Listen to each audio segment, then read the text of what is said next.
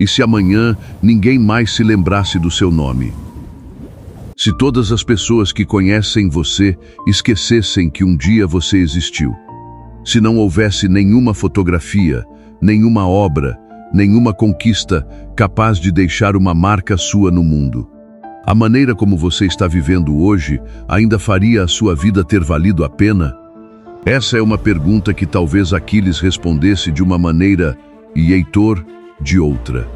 Dois homens extraordinários, dois guerreiros lendários, dois homens que sabiam que iriam morrer, mas que escolheram caminhos completamente diferentes diante da própria mortalidade. Aquiles queria que seu nome atravessasse os séculos.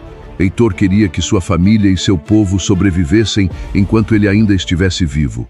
Um lutava para conquistar a glória, o outro lutava para viver de acordo com a honra. E é justamente por isso que, tantos séculos depois, ainda é tão difícil escolher entre eles. O filme Troia, inspirado na célebre Ilíada de Homero, não nos apresenta apenas uma guerra entre gregos e troianos. Por trás das espadas, dos exércitos e dos grandes duelos, existe um conflito muito mais antigo, o que torna uma vida verdadeiramente grandiosa: ser lembrado pelo mundo ou ser necessário para aqueles que fazem parte do seu mundo. É isso que torna Aquiles e Heitor tão fascinantes. Porque quando olhamos para esses dois guerreiros, podemos estar olhando muito mais para nós mesmos do que imaginamos. Aquiles não precisava dizer que era extraordinário. Todos ao seu redor já sabiam. Sua força, sua velocidade, sua precisão e seu domínio das armas o tornavam praticamente incomparável. Quando avançava sobre o inimigo, não parecia apenas lutar, parecia dominar aquilo para o qual havia nascido. E quando tomou a praia de Troia, seus homens gritavam em coro: Aquiles, Aquiles, Aquiles! Mas existe algo por trás daquele nome sendo repetido. Talvez nenhum som fosse mais importante para Aquiles do que o som do próprio nome, pois Aquiles sabia que seu corpo era mortal e encontrou uma maneira de tentar escapar dessa condenação: fazer com que seu nome sobrevivesse ao seu corpo. Isso aparece de maneira quase perfeita quando um jovem mensageiro vai buscá-lo para enfrentar o gigantesco Boagrius. Ao olhar para o tamanho do adversário, o rapaz admite que, se estivesse no lugar de Aquiles, jamais enfrentaria aquele homem. Aquiles simplesmente responde: por isso, o seu nome nunca será lembrado. Essa frase revela quase toda a sua filosofia. O jovem teme morrer. Aquiles parece temer algo ainda pior: morrer sem ter sido grande. Para ele, uma existência segura, longa e esquecível. Era uma espécie de morte antecipada. Por isso Aquiles não procura apenas inimigos, ele procura desafios dignos de sua capacidade. Quanto maior o adversário, maior a possibilidade de provar quem ele é. E isso também explica sua relação com o poder. Aquiles não se curva facilmente diante de reis. Quando Agamenon tenta impor sua autoridade, Aquiles responde com ironia, sugerindo que talvez o próprio rei devesse enfrentar Boagrius. Afinal, um rei travando suas próprias batalhas seria um fato bastante interessante de se ver. Aquiles é um guerreiro, mas não é servo. Ele pode lutar ao lado de um exército sem permitir que aquele exército determine completamente quem ele é. E existe algo profundamente sedutor nessa personalidade. Aquiles se recusa a viver uma vida pequena. Ele quer testar seus limites, quer ser extraordinário, quer fazer aquilo que poucos homens seriam capazes de fazer. Mas toda grande virtude, quando levada ao extremo, pode carregar consigo a própria deformação.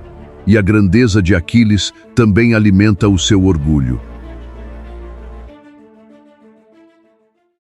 Aquiles deixa claro que não odeia os troianos. Eles nunca lhe fizeram mal. Ele também não demonstra grande interesse pela justificativa moral daquela guerra. Helena abandonou Menelau por Paris. E Aquiles não pretende transformar o drama de um homem traído em uma causa pela qual deveria morrer. Ele não luta pela honra de Menelau, não luta pelo ego de Agamenon. E no fundo, talvez nem lute pela Grécia. Aquiles luta por Aquiles. Sua pátria é o próprio nome. Sua bandeira é a própria excelência. E sua guerra mais profunda não é contra Troia, é contra o esquecimento. Por isso, sua conversa com Ulisses é tão reveladora. Os troianos nunca me fizeram mal. Não tenho nada contra eles. E depois, não tenho nada a ver com um homem que não soube segurar sua esposa. Aquiles não quer sacrificar sua vida por uma causa que não escolheu. E existe algo admirável nisso. Ele se recusa a transformar a vontade de reis em sua própria vontade. Mas existe também um preço. Quando um homem decide construir sozinho o significado da própria existência, ele também precisa decidir para que vale a pena viver. E Aquiles acredita ter encontrado a resposta: ser lembrado. É por isso que seu primeiro encontro com Heitor é tão importante. Aquiles olha para aquele homem e diz que aquela guerra fará com que seus nomes ecoem por pelo menos 1000 anos. Heitor responde: daqui a 1000 anos, o pó dos nossos ossos já terá desaparecido. Dois homens estão falando sobre a mesma morte, mas enxergam nela coisas completamente diferentes. Aquiles parece perguntar: quem se lembrará de mim? Heitor parece perguntar: por quem vale a pena viver? E é aqui que encontramos o verdadeiro duelo entre eles, muito antes de suas espadas se cruzarem. Se Aquiles é movido pela possibilidade daquilo que pode conquistar, Heitor é movido pela consciência daquilo que pode perder. Ele também é forte, também é habilidoso, também é corajoso, mas sua força não existe apenas para engrandecê-lo, existe para proteger alguma coisa. Heitor não sente apenas o peso de uma armadura sobre o corpo. Sobre seus ombros pesam uma família, um povo e uma cidade inteira. Ele é príncipe de Troia, filho de Príamo, irmão de Paris, marido, pai, guerreiro. E cada um desses papéis impõe sobre ele uma responsabilidade que vai muito além de sua própria vontade. E ninguém melhor que o próprio Heitor para resumir sua filosofia. Toda a minha vida eu vivi por um código: honre aos deuses, ame sua mulher e defenda seu país. É difícil imaginar uma declaração mais distante da mentalidade de Aquiles. Aquiles constrói o próprio código. Heitor aceita deveres que existem para além dele. E isso fica evidente quando Paris coloca toda Troia em perigo ao fugir com Helena. Heitor havia acabado de participar de uma tentativa de paz.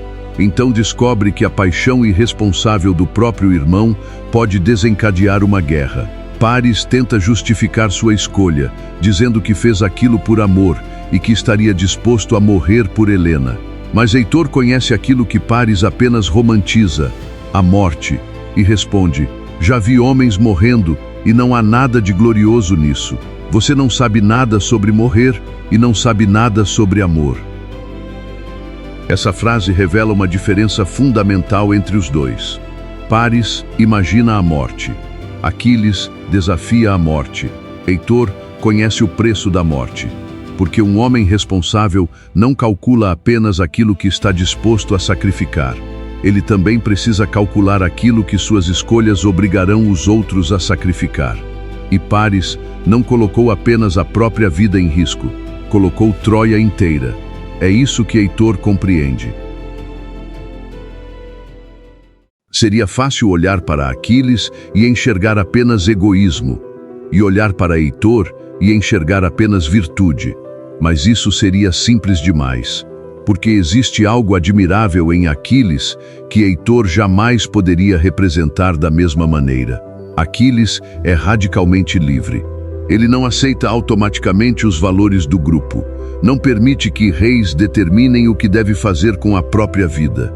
Enquanto muitos homens vivem segundo expectativas que jamais escolheram, Aquiles está disposto a construir o próprio destino. E isso tem um preço. Porque liberdade também significa carregar o peso de decidir para que viver. Heitor encontra significado no dever. Aquiles precisa encontrar significado na própria existência.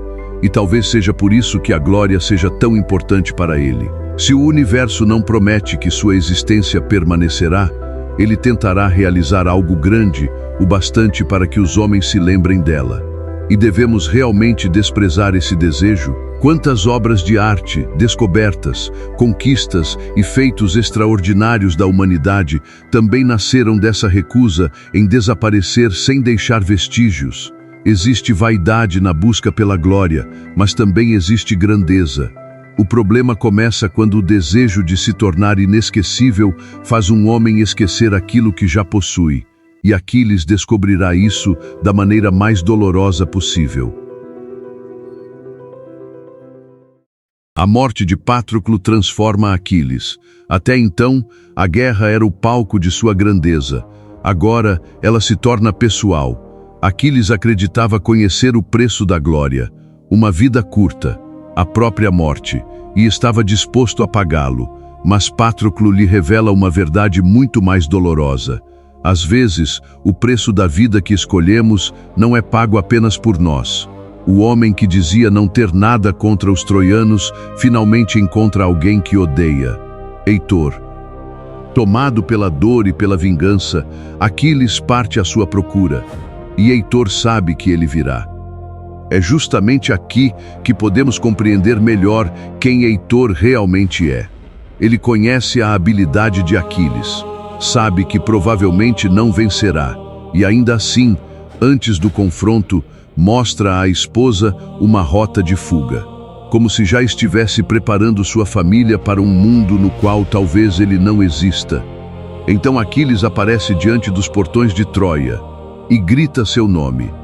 Heitor poderia permanecer protegido pelas muralhas, poderia permitir que os arqueiros atacassem Aquiles, mas decide sair, e antes do duelo, ordena que abaixem seus arcos, não porque despreze a própria vida, mas porque escolhe enfrentar seu destino de acordo com os princípios nos quais acreditou viver. Tratava-se de honra, e então os dois finalmente se encontram. Aquiles, o maior guerreiro dos gregos, Heitor, o grande defensor de Troia. Heitor possui força, coragem e técnica, mas Aquiles é simplesmente melhor. E Heitor morre. Pela lógica da guerra, Aquiles venceu. Pela lógica da glória, também. Mas a vitória não lhe traz paz. Aquiles amarra o corpo de Heitor à carruagem e o arrasta diante das muralhas de Troia. E aqui surge uma contradição terrível. O homem que queria tornar-se maior do que a própria morte permite que a dor o torne menor do que sua própria grandeza.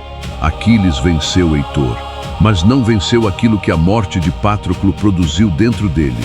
E então surge alguém que não pode derrotá-lo pela força. Um velho. Príamo entra sozinho no acampamento inimigo, não como rei, como pai. Diante do homem que matou seu filho, ele não pode oferecer ameaça alguma, só pode pedir. Ele implora a Aquiles que devolva o corpo de Heitor para que possa enterrá-lo dignamente, e alguma coisa se rompe. Por trás da armadura do guerreiro invencível, ainda existe um homem capaz de reconhecer a dor de outro homem. Aquiles chora. O conquistador é obrigado a contemplar aquilo que nenhuma conquista consegue reparar. Ele pode derrotar Heitor, pode arrastar seu corpo, pode fazer exércitos gritarem seu nome, mas não pode devolver um filho ao pai. E é nesse momento que Aquiles compreende algo que jamais havia compreendido inteiramente. Há coisas que a força não pode conquistar. E há ainda outra ironia. A grandeza de Heitor continua existindo justamente através daqueles por quem ele viveu. Seu pai atravessa linhas inimigas por ele. Sua esposa o lamenta. Seu povo chora. Troia perde não apenas um guerreiro, perde seu protetor. E isso prova que existe uma forma de permanecer no mundo que não dependa de monumentos, canções ou histórias. É permanecer na vida daqueles que amamos. Mas seria injusto reduzir Aquiles ao orgulho, pois por trás daquele homem letal, implacável e aparentemente indiferente, havia também alguém capaz de lealdade, capaz de sofrer e capaz de amar. Briseis entra em sua vida como prisioneira, mas, aos poucos, torna-se algo que nenhuma vitória havia conseguido ser, um lugar de paz. Aquiles passou a vida inteira perseguindo aquilo que existia além do próximo combate. Outro inimigo, outra conquista, outra história sobre seu nome. Mas o amor introduz nele uma possibilidade completamente diferente. Viver talvez seja mais importante do que ser lembrado. E isso torna seus últimos momentos particularmente trágicos, pois o homem que passou a vida buscando a imortalidade finalmente encontra algo pelo qual talvez aceitasse simplesmente viver. Quando é atingido pelas flechas de Paris e percebe que está morrendo, sua preocupação já não é com o que os homens dirão sobre Aquiles, é com Briseis, e nos braços de sua amada declara: "Você me deu paz em uma vida de guerra." Essa é uma das frases mais importantes de toda a sua trajetória. Aquiles conquistou aquilo que desejava. Seu nome seria lembrado, mas aquilo que finalmente lhe trouxe paz não foi a eternidade, foi uma pessoa. E então voltamos à pergunta: qual deles viveu melhor? Heitor oferece uma resposta profundamente humana. Viveu pela família, pelo dever, pelo seu povo, pelos princípios nos quais acreditava. Aquiles oferece uma resposta mais perigosa, mas também profundamente sedutora. Recusou a mediocridade, buscou a excelência, não permitiu que reis determinassem completamente seu destino e preferiu uma vida extraordinária ao conforto de uma existência esquecível. Um representa responsabilidade, o outro, possibilidade. Um nos pergunta: por quem você seria capaz de morrer? O outro: o que você seria capaz de fazer antes de morrer? Talvez não precisemos escolher inteiramente entre os dois. Às vezes, precisamos da ousadia e da ambição de Aquiles, e da lealdade e da maturidade de Heitor. Porque a vida pode cobrar um preço tanto pela passividade e pela hesitação, quanto pelo excesso de confiança e pela temeridade. Precisamos de algo de Aquiles para que o dever não se transforme em conformismo, e de algo de Heitor para que nossa força tenha um propósito. E a verdadeira grandeza pode estar justamente aí, em ser capaz de ir além de si mesmo, sem deixar para trás aquilo que torna a vida digna de ser vivida. Mas existe uma última ironia. Aquiles queria que seu nome atravessasse os séculos. Heitor sabia que até seus ossos desapareceriam. Os ossos desapareceram, os nomes não. Milhares de anos depois, ainda estamos falando sobre Aquiles, mas também estamos falando sobre Heitor. Um buscou a glória, o outro simplesmente tentou ser digno daqueles por quem vivia, e o tempo decidiu se lembrar dos dois.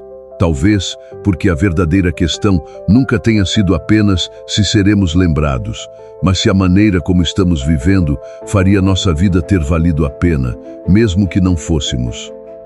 E agora eu devolvo a pergunta a você. Entre Aquiles e Heitor, qual deles representa melhor a maneira como você está vivendo hoje? E mais importante, se amanhã ninguém mais pudesse se lembrar do seu nome, o que ainda faria sua vida ter valido a pena? Quero ler sua resposta nos comentários. Se você aprecia reflexões como esta, curta o vídeo e inscreva-se no Além do Homem. E compartilhe esta reflexão com alguém que talvez também precise responder a essa pergunta. Nos vemos na próxima reflexão.